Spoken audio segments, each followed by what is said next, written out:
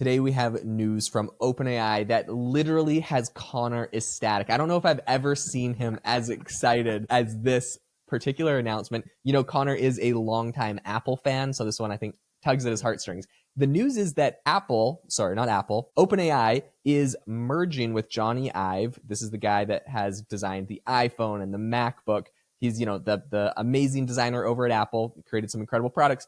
They're merging with his design company, and they're doing it in a stock deal for over $6 billion with a B. And they're doing this for a device that has not been released, but we do have some insider scoops and information on what this device is, what he's designed that Sam Altman said is going to completely change the way we use AI in computers today. So really excited to break you all of the news on this. But Conor, I just got to get what was your initial reaction when you heard of Jony Ive joining OpenAI?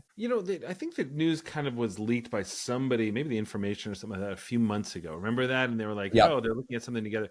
But that felt very much like these guys were in a room and somebody saw them at coffee or something like that. And it didn't feel real. Now it's starting to feel real. Right? Where it's like, hey, we already have a prototype. They've already showed it. I am like, God, Jaeden, I don't know if you saw this. Sam Altman said that he's showed it to a bunch of people at OpenAI. I'm reaching out to everyone I know at OpenAI. I'm being like, did you see it? Did you see it? So I've gotten no's so far. At least they're holding the party line.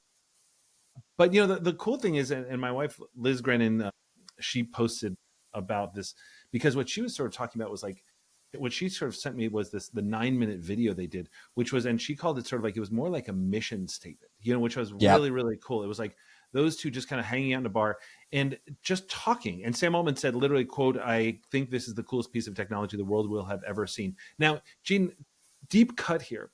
But the last time I heard that language was around, do you remember Segway, that thing that sort of mall cops ride around on? And things that?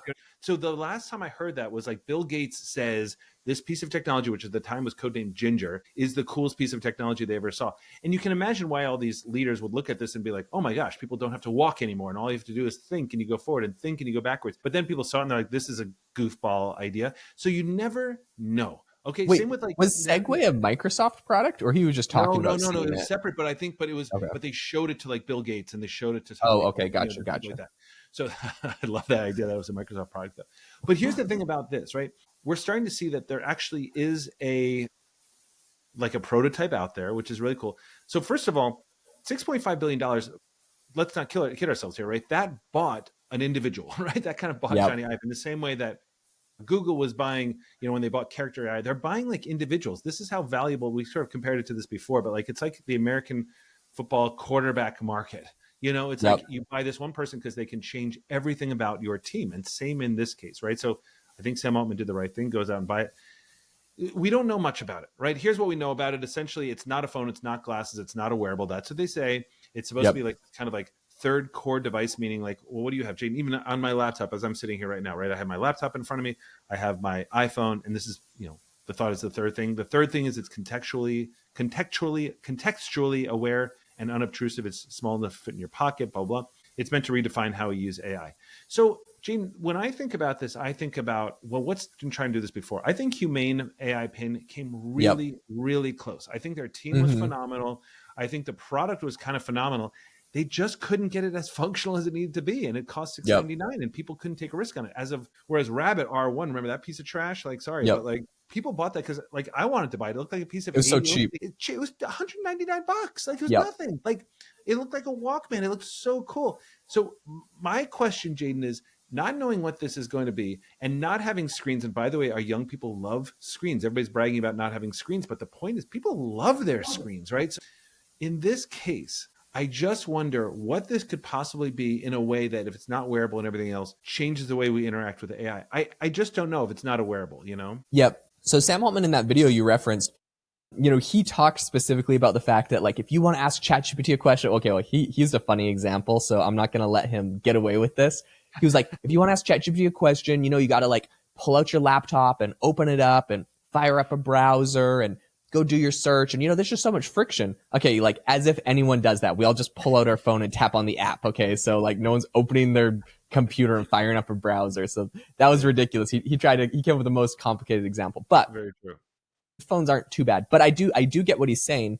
And so the way I kind of envision this is it's probably going to be something like an Apple AirTag. This is my envision of it. So you could imagine it could be something maybe attached to your keys or just on your desk or whatever, just like a little pebble, little rock. And my assumption is it's going to be like, I don't know, my guess is it's like an Amazon Alexa, Apple AirTag size kind of thing. You just ask it a question. So you don't have to pull out you don't have to pull out your phone. You don't have to log in. You don't have to click on an app. The thing about wearables, like that I like about the glasses, and I think that Meta and Google are both going in this direction, I think they're going to kill it, is if you have glasses on your face, you can just talk eventually. Like right now, Google kind of has a tap, but you could just talk and it can answer, and the speaker's right by your ear, so it's not like playing out loud. I'm just really curious on how they get around that, right? If you're in a public environment and you have like a Pebble, let's say, that talks to you about AI, does it like maybe it can Bluetooth to your headphones, but then you got to wear headphones. So then isn't that a wearable, like your headphones, right? So this is what I really think the glasses get right. And I hope that they can compete there. But like for me as a user, glasses seem like a really no brainer. Like if I want to get my AI right to me super fast, like pulling my phone out, I kind of like the speaker right by my ear. Yeah, I agree.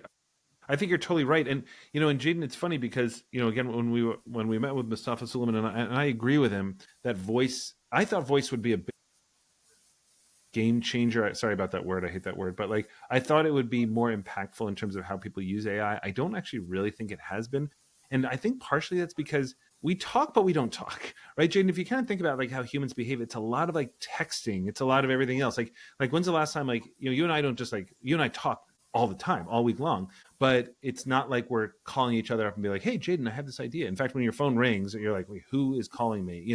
Right. So I think it's almost more like how do we make that interface as smooth as possible? And Jaeden, I don't see anything other than an earbud or something like that where you can hear what's happening. You can ask it sort of quietly. I have my Meta glasses. Look, they're cool. I like the Ray-Ban look. I think it's pretty awesome. But what Google was, I don't want to say debuting because they were just showing the prototype, but that's cool because, I wear reading glasses, for example. I don't wear glasses around, but I wouldn't mind wearing glasses around if they were doing all this augmented reality and all that sort of stuff. So when I think about what this would be, I guess I will say that if it was just a little thing that's set on my desk, right? I'm trying to imagine that right now, like my desk around me here. If I was just like, hey, ChatGPT, blah, blah, blah. Because at the moment, I still do have to pick up my phone. The way I do it, I don't know how you do it, Jaeden. I know you're a big Grok fan, but I like hit the microphone in the search bar essentially and just leave it as if I'm leaving a voice text. And then I can just talk, right? Instead of typing it in. And that reduces a ton of friction for me. But if I could just be like, hey, chat, blah, blah, blah, blah, blah, blah, blah, then I would need to see it written. It's not very helpful if it's just talking back to me. Do you know what I mean? Like, because usually what I'm doing is I'm using O3 to create, pricing models and strategies. And I was up in the middle of the night last night, like trying to figure out like how AI agents would work with data lakes and and I probably was doing that for an hour in the middle of the night last night, but it's no good if it just says it. I need to like read it, scroll, all that sort of stuff. I don't know. How do you see all that? Well, it's going to be tied into ChatGPT. So like inevitably, even if let's say you just start talking to it, it'll probably be creating a chat thread because that's kind of how their voice model works, right? You chat and it transcribes the whole voice conversation. Right, so I think there will be a thread. You could even maybe have it to the point where like you have the little puck on your desk and maybe you like tap it or you say, hey, chat, like, here's my question. And then like you have a window open on your computer where you just see like it's talking, but it's also transcribing and writing it all out in a chat thread. I mean, I think that could be useful. Okay, the projections for this though are apparently crazy. And so hopefully this is useful. I hope it's good. I'm like dubious after the Humane Pin and after Rabbit and I don't know, like an Amazon Alexa, like how's it going to be that much different than an Amazon Alexa? They have their new AI model built into theirs now, which it's useful, but But Sam Altman has apparently told staff that this acquisition could eventually add $1 trillion in market value to the company. Do you think this can add what could this possibly be other than like a Pebble that's a speaker that does ChatGPT? Maybe it's got some crazy hologram on it. I'm really trying to think, but like, I don't know, a Pebble speaker doesn't seem too revolutionary. But also, so that's the thing. Like, this is why, I don't know, I'm struggling with how to say this. Sometimes on the inside, people get a lot more excited than people from the outside get, right? I mean, and I'm not talking about a failure in technology. So Rabbit R1, utter failure. I think Rabbit R1 was a scam from the beginning. Sorry, I don't like to rag on technology like that, but they put something out that I don't think they were truthful about. Sorry, I just don't think they were. I think Humane just ran into technical problems that they were trying to solve, and that just I think they ran out of time. And I think they probably too expensive. too expensive, and they launched too early. And but the product was borderline kind of phenomenal. Do you know what I mean? Like, I mean, it was a beautiful thing. It was, very Apple-like, sort of like did everything you needed to do. Like, I have a hard time imagining and I think it was probably a little heavy, to sort of like wear. But otherwise, Humane Pin, I challenge anybody to come up with a better thing than that, right? So when I think about this, the cool thing about Humane Pin, do you remember how Humane advertised it? They put it out on the Paris Fashion Week runway. Do you know what I mean? And this is the thing. So my colleague Scott Galloway, if anybody knows him out at NYU Stern, like friends with this guy, and he talks a ton about how Apple iPhone is a it's like a status symbol. I mean, it's not so much anymore, but like, when you have like the top of the line iPhone, like especially back in the day, this was like an indicator to people that like, this is like really cool. And so it almost feels like it has to be a wearable. So because people need something sort of like more status driven often than they do sort of a Pebble on their desk. Because if they're on their desk, I can just open chat. I don't need like another Pebble on my desk. It's not a big deal. My laptop's already open. So that's why I feel like, how could it not be a thing? Like I think the $1 trillion comes from something that is status driven, because that feels very human and like human psychology to me. You know what I mean? 100%. Yeah, I'm excited to see what they roll out here. I can only there's only so many things with the laws of physics that it could possibly do or be. You know what I mean? Maybe they're doing some cool hologram stuff, and if that is the case, I'll eat my words and I'll be like, okay, you guys are the ultimate coolest tech ever. If they do some hologram stuff, yeah, I'll say it's cool. Otherwise, I don't know. It'll be interesting. If it's a smaller Amazon Alexa. By the way, it's going to come soon. By the way, they said end of 2026. They want to ship. End of 2026. Oh man, we gotta wait over a year. That's a year and a half. Oh my gosh, Jaeden, stop! Conor. Are you out of your mind right now? There is no way it's going to be that fast. Are you out of your mind? They're going to build a device and ship in a year? There's no way. Well, okay, again, eating my words. I know. Never doubt OpenAI. Listen, never doubt OpenAI, and never doubt the brilliance of Jaeden Schafer. Guys, I'm going to tell you something. So if you heard our last podcast, there was a couple of Easter eggs in there, because Jaeden was sharing some of the stuff that he does behind the scenes. And he has this other podcast, AI Hustle, which is probably my favorite podcast, because he and Jamie just like figure out like ways of like hacking the system on everything. And he has this school community, SKOOL, and it's my favorite community out there. It's literally $19 a month or something like this. This is a public service announcement to people, because I'm telling you, Jaeden, the mad scientist, I get free access to this. Okay. I get Jaeden all the time.